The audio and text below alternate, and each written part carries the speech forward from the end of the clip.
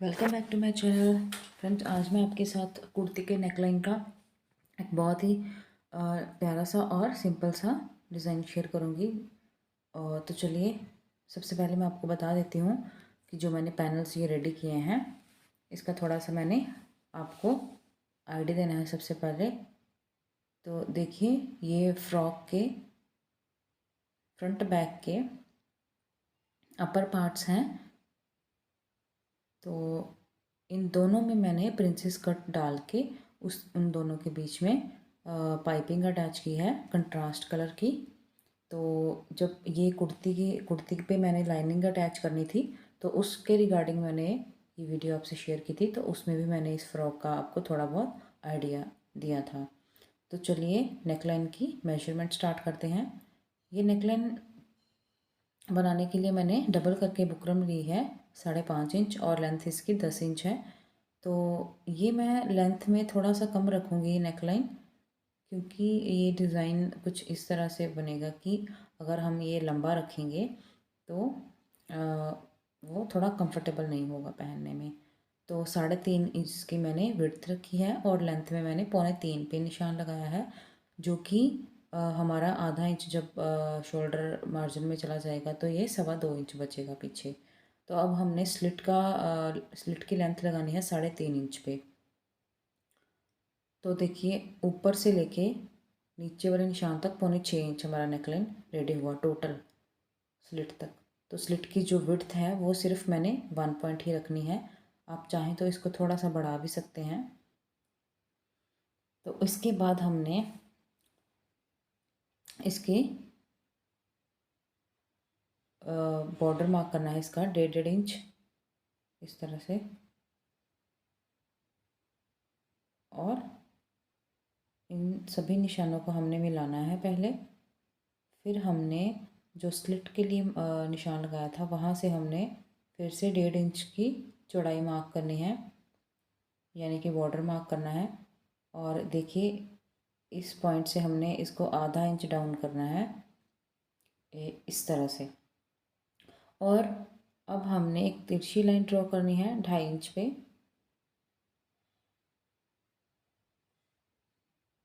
और यहाँ से हमारी नोक बनेगी 2.5 इंच। तो अब हमने इसकी कटिंग कर लेनी है। तो गाइस, ये जो मैंने ऊपर चौरस नेक की जो मैंने डेप्थ रखी है, जो लंबाई रखी है, वो मैंने नॉर्मल लेंथ जितना मैं पहनती हूँ 5.5 इंच, उस हिसाब से मैंने इसकी 2.25 इंच चौरस नेक की लेंथ रख के बाकी की मैंने स्लिट रखी है। तो अगर आप 6.5 गला पहनते हैं या 6 पहनते हैं लेंथ में, तो आप उस हिसाब से अपनी स्लिट रखें। बाकी का आप ऊपर चौरस नेक में जैसे आप 6 पहनते हैं, 6 इंच नेक पहनते हैं, तो आप अगर स्लिट रखेंगे 3 इंच, तो फिर आप 3 इंच ही उसके ऊपर चौरस वाली गले की लेंथ रखें। बहुत ज़्यादा भी अगर आप ऊंचा गला पहनेंगे बनाएंगे तो वो पहनने में कंफर्टेबल नहीं होगा। इसलिए मैं आपको बोल रही हूँ कि आप चौरस नेक की लेंथ जो है वो टोटल लेंथ के हिसाब से रखें जितना आप पहनते हैं। अगर आपने चौरस गला ही लंबा रख दिया तो फिर स्लिट के लिए आपके पास ज़्यादा लेंथ नहीं बचेगी, क्योंकि फिर स्लिट अगर नीचे आएगी तो वो पहनने में कंफर्टेबल नहीं होगा गला। तो आप टोटल लेंथ के हिसाब से ही इस तरह का गला बनाएं, बाकी का आप स्लिट के लिए छोड़ दें। तो नेकलाइन कट करने के बाद मैंने उसको कपड़े के ऊपर पेस्ट कर लिया था। कपड़े के ऊपर पेस्ट करने के बाद हमने साइड्स पे 1-1 इंच कपड़े का मार्जिन छोड़ा है। तो एक तरफ मैंने निशान लगाने स्टार्ट किए हैं 2-2 पॉइंट के गैप पे, और इन निशानों को मिला लेना है आपस में। आप अपने हिसाब से ये लाइंस बना सकते हैं, डायगोनल भी बना सकते हैं, और इनके बीच में गैप भी ज़्यादा छोड़ सकते हैं, कम ज़्यादा कर सकते हैं। तो ये मैंने लाइंस लगानी है एंकर थ्रेड के साथ। एंकर थ्रेड को हमने बॉबिन में फिल करना है, और ऊपर सेम कलर की मशीन के ऊपर हमने सेम कलर की रील चढ़ा लेनी है। तो देखिए हर तरफ मैंने दो दो पॉइंट का गैप छोड़ते हुए ये निशान लगा लिए हैं। अभी यहाँ पे नोक पे निशान लगाएंगे।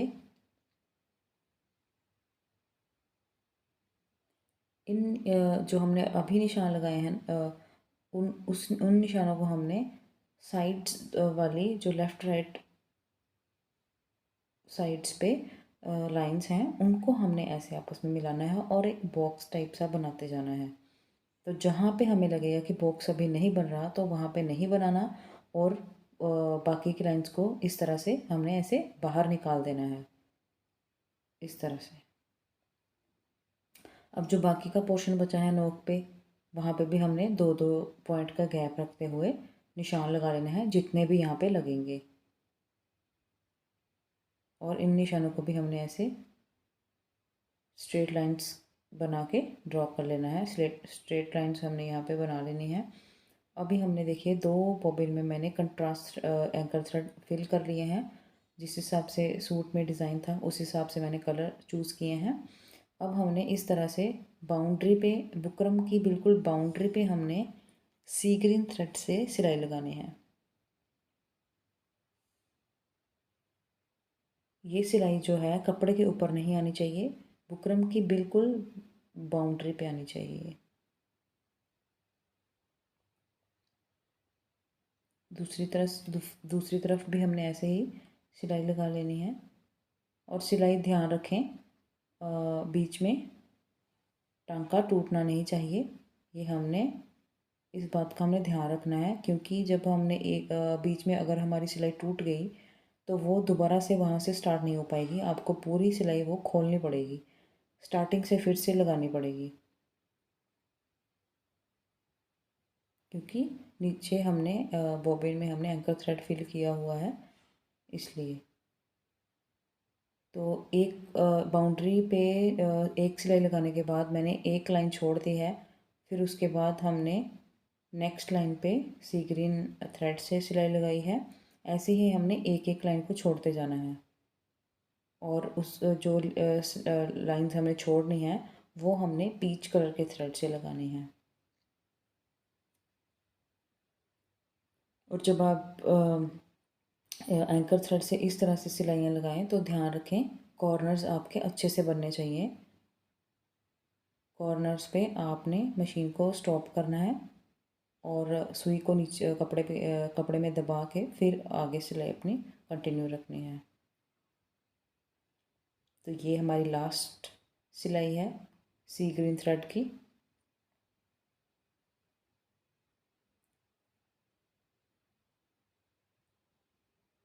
तो अब पीच कलर की सिलाइयाँ लगा लेंगे। तो देखिए सिलाइयाँ मैंने लगा ली हैं। अभी नोक का पोर्शन जो है वो बाकी है। तो यहाँ पे सिर्फ हमने स्ट्रेट लाइन्स ही लगानी है, ये वाली। ये भी हमने ऐसे ही लगानी है, एक पीच कलर की सिलाई और एक सी ग्रीन कलर की सिलाई।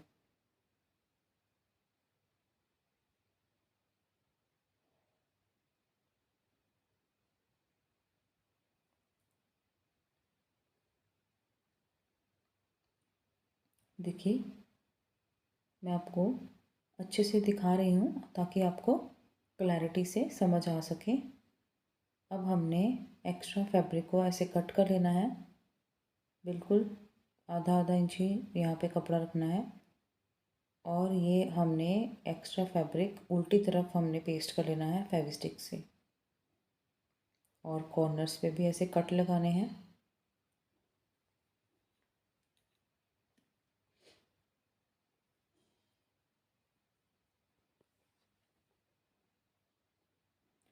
और आप इस बात का ध्यान रखें जब ऐसे चौरस नेकलाइन बनाएं फ्रंट पैनल पे तो आप बैक पैनल पे भी चौरस शेप ही रखें गले की, तो अच्छा लगेगा। अब हमने ऐसे इस पैनल को पैटर्न को पकड़ के डबल फोल्ड करके ऐसे कट लगाना है और प्रेस के साथ क्रीज बिठा लेनी है अच्छे से। अब हमने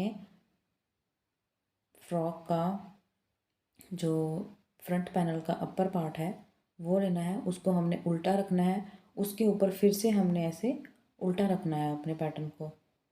तो सबसे पहले हमने सेंटर में सिलाई लगानी है। प्रेस के साथ मैंने पैटर्न को भी क्रीज बिठाई हुई है और नीचे वाले पार्ट पे भी मैंने अच्छे से प्रेस करके क्रीज बिठा ली थी। तो ये सिलाई जो है हमारी बिल्कुल क्रीज के ऊपर लगी है, यानी कि सेंटर में लगी है। अब हमने बुकरम के साथ साथ सिलाई लगानी है।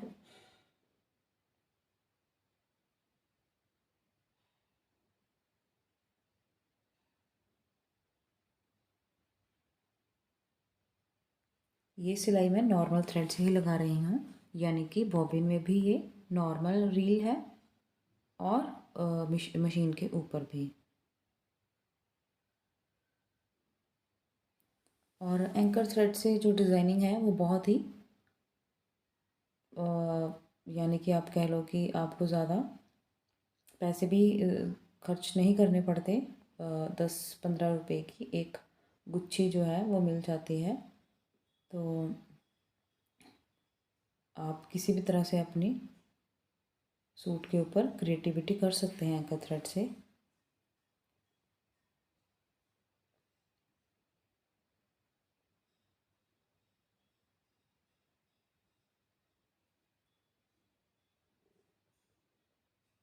अब हमने एक्स्ट्रा फैब्रिक को ऐसे कट करना है।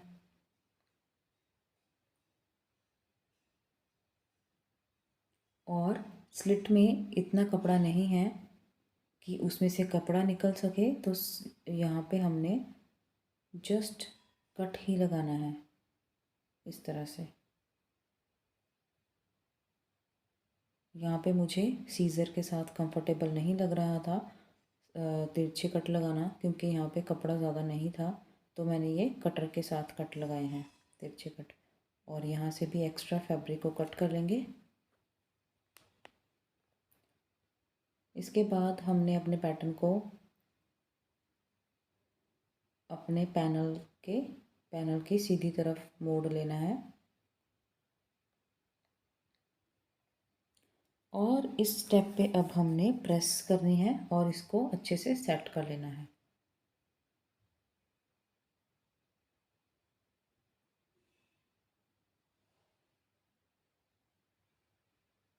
देखिए मैंने प्रेस कर लिया है।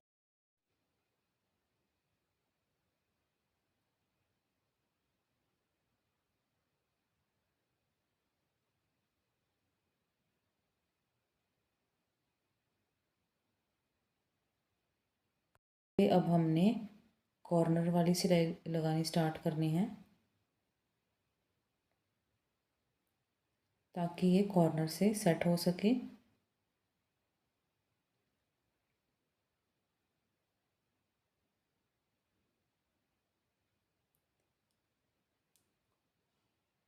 ये सिलाई भी हमने जो कपड़े का बेस कलर है येलो, उसी के साथ ही लगानी है। यहाँ पे आप ये मत समझना कि हमारी जो फर्स्ट लाइन है वो सी ग्रीन थ्रेड से लगी हुई है, तो हमने ये सी ग्रीन थ्रेड यूज़ करना है यहाँ पे भी। तो ऐसा नहीं करना, वो फिर अगर टेढ़ी मेढ़ी सिलाई हो गई तो वो ख़राब लगेगी देखने में। ये हम येलो कलर से लगाएंगे तो वो फील नहीं होगी कि हमने यहाँ पे कोई सिलाई लगाई है। तो देखिए ये सिलाई भी हमारी कंप्लीट हो गई है। इसके बाद हमने रफ स्टिच लगाना है बिल्कुल पैटर्न के सेंटर में, ताकि जब हम इस पे पोटली बटन्स लगाएं तो हमें कोई दिक्कत ना आए। आप देख सकते हैं उल्टी तरफ मैंने दिखाया आपको, कंट्रास्ट थ्रेड से मैंने रफ स्टिच लगाया हुआ है। तो ये बाद में हमने ओपन कर लेना है रफ स्टिच। तो अब देखिए मैंने कुछ पोटली बटन्स रेडी किए हुए हैं कंट्रास्ट कलर में। तो अब हम ये लगाएंगे। तो उससे पहले मैं आपको बता देती हूँ कि मैंने ये कैसे रेडी किया। तो लाइनिंग फैब्रिक लिया मैंने 1x1 डायमेंशन में। इसको हमने रफली कट कर लेना है और इसको राउंड शेप देके अपने मेन फैब्रिक में रख के इसको ऐसे थ्रेड के साथ फिक्स कर लेना है इस तरह से। आप जब ऐसे थ्रेड यूज़ करें पोटली बटन के ऊपर तो मैचिंग ही यूज़ करें। यहाँ पे मैंने आपको बताने के लिए कंट्रास्ट कलर यूज़ किया है ताकि वीडियो में क्लैरिटी से विजिबल हो सके। तो ऑलमोस्ट ये डिज़ाइन हमारा रेडी है, बहुत ही प्यारा बना है। तो बस पोटली बटन्स अटैच करने बाकी हैं। तो अब हमने इसको कट कर लेना है। ये देखिए इस तरह से परफेक्ट शेप में ये बन के रेडी हो जाएगा।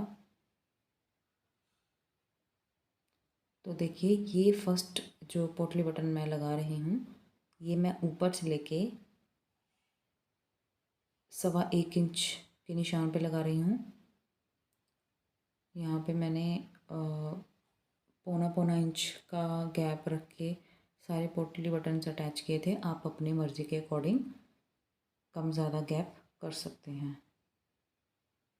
तो देखिए अब मैंने 1.25 इंच के गैप पे फिर एक बटन अटैच करना है। इसी तरह से हमने ये अपना कंप्लीट कर लेना है नेक लाइन। तो यहाँ पे मैंने लगभग 4 पोटली बटन्स अटैच करने हैं।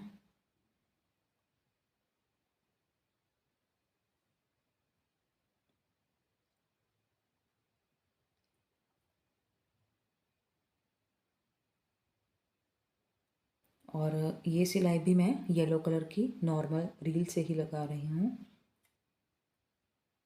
आई होप आपको ये मेरे छोटे छोटे पॉइंट्स जो हैं समझ आते होंगे। तो अगर आप मेरी वीडियो को लाइक करते हैं, आपको अच्छी लगती हैं मेरी वीडियोस, तो वीडियो के नीचे जो एक लाइक का आइकन बना होता है आप उसको ज़रूर प्रेस करें।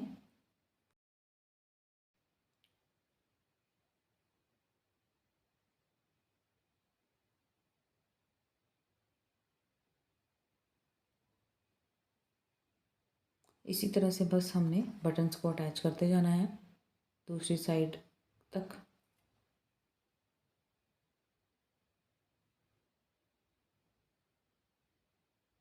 तो जो मैंने इसका बैक नेक बनाना है वो मैंने सेम शेप में बनाना है, लेकिन उसकी जो लेंथ है वो मैं रखूँगी 4.5 इंच तक। नहीं तो ये पहनने में कंफर्टेबल भी नहीं होगा और पहनने में थोड़ी सी दिक्कत भी हो सकती है। तो गला बन के रेडी है। तो आज के लिए बस इतना ही। मिलते हैं नेक्स्ट वीडियो में एक नई डिज़ाइन के साथ। तब तक के लिए बाय बाय।